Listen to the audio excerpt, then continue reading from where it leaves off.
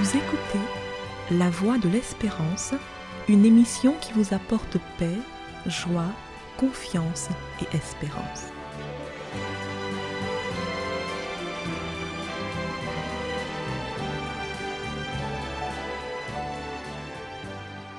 Bonjour la Guyane et bonjour à tous depuis la Guyane. Une société prospère et s'équilibre quand ceux qui la composent peuvent développer les différentes formes d'intelligence, de compétences qui se trouvent dans la merveilleuse créature qu'est l'être humain. L'intelligence doit être vue d'un point de vue global puisqu'elle revêt plusieurs formes et nous n'avons pas tous la même forme d'intelligence prédominante. On parle souvent de 8 formes d'intelligence. Pour un équilibre de la société et pour l'épanouissement de chacun, il est important de reconnaître, d'accepter et de permettre à chacun de développer son intelligence, quelle que soit la forme dominante chez la personne. Nous sommes différents, mais nous sommes bien de valeur et d'utilité égales quand on développe ces aptitudes pour les mettre au service du prochain. Que serait le monde s'il n'y avait que des docteurs en mathématiques, c'est-à-dire des gens qui ont une intelligence prédominante logico-mathématique? Et si dans ce monde, il n'y avait pas de boulanger, c'est-à-dire des personnes habiles en travaux manuels, autrement dit des gens qui ont l'intelligence corporelle kinesthésique, ou sans musiciens, c'est-à-dire ceux qui ont l'intelligence musicale rythmique? Celui qui manipule des concepts abstraits, mathématiques, n'est pas plus que celui qui manipule des outils ou que celui qui manipule des instruments de musique.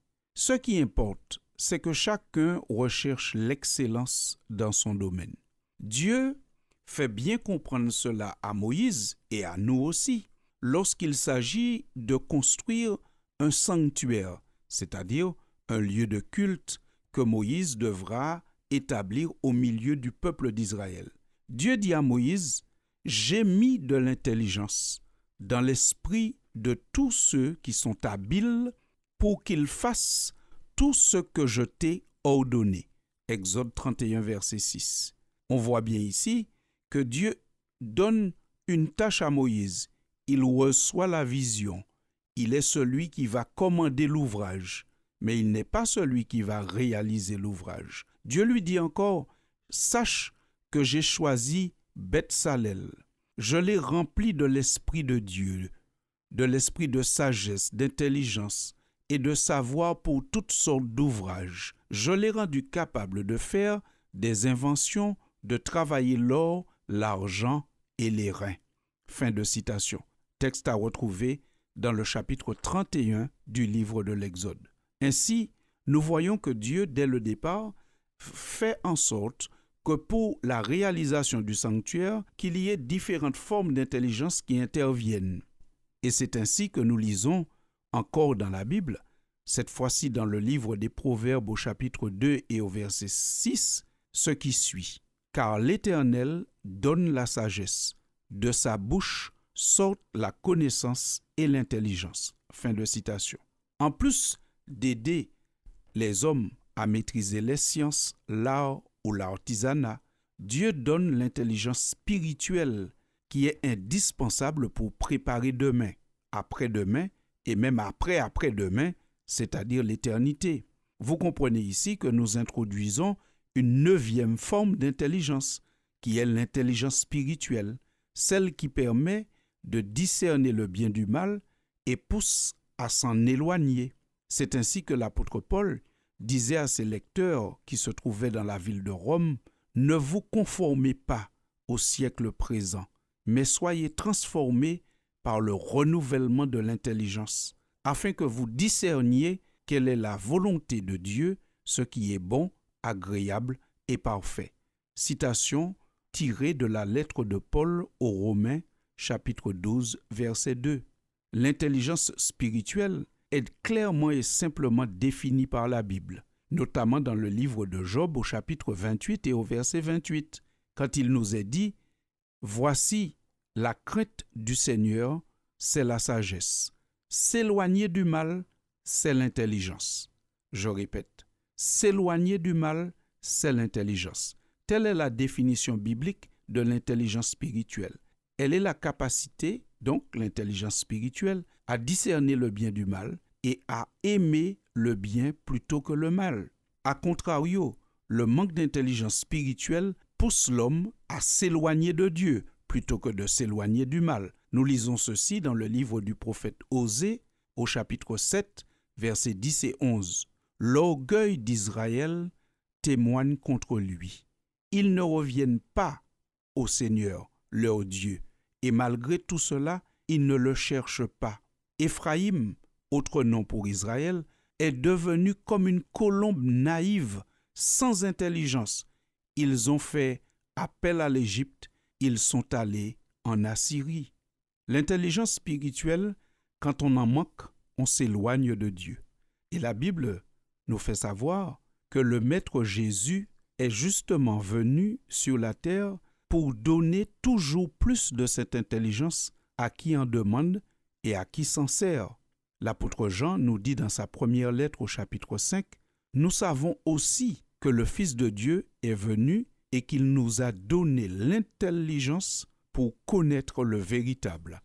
Et nous sommes dans le véritable, en son Fils Jésus-Christ, celui qui est le Dieu véritable et la vie éternelle. » Fin de citation. Quand l'homme est converti par la vérité, quand l'homme est converti au Christ, c'est-à-dire l'accepte pour ami, conseiller et guide, une transformation s'opère dans son caractère.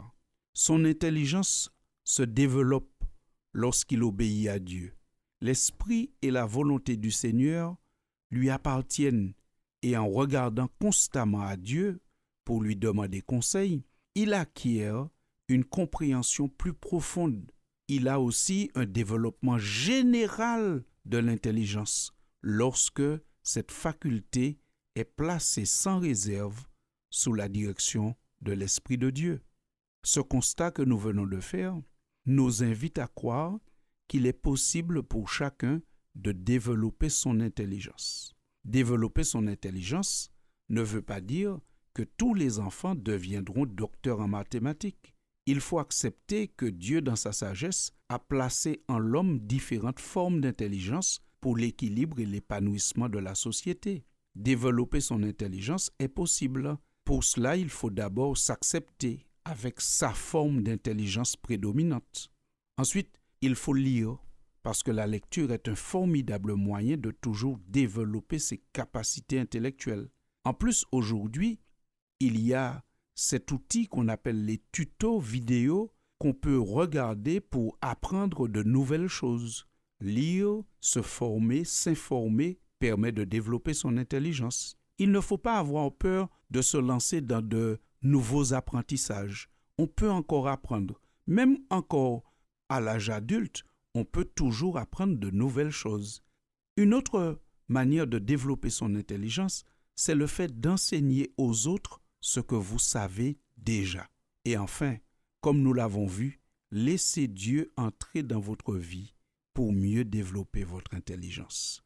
Car Dieu est celui qui est capable de donner sagesse et intelligence non seulement pour le travail manuel, mais aussi pour les sciences de l'esprit et surtout pour la compréhension du plan merveilleux qu'il a pour l'homme, pour son salut et pour son bonheur. En souhaitant à chacun de nous de pouvoir développer son intelligence en respectant la forme prédominante chez chacun, que Dieu nous garde dans sa paix jusqu'à la prochaine édition. Merci pour votre écoute et à bientôt, chers auditeurs. C'était La Voix de l'Espérance, une émission préparée par l'Église adventiste du 7e jour. Si vous désirez avoir une copie de la causerie d'aujourd'hui, demandez-la. Elle vous sera donnée gracieusement. Écrivez à La Voix de l'Espérance, boîte postale 169 97 324, Cayenne, CEDEX, ou téléphonez au 0594 25 64 26. Merci chers auditeurs et à bientôt.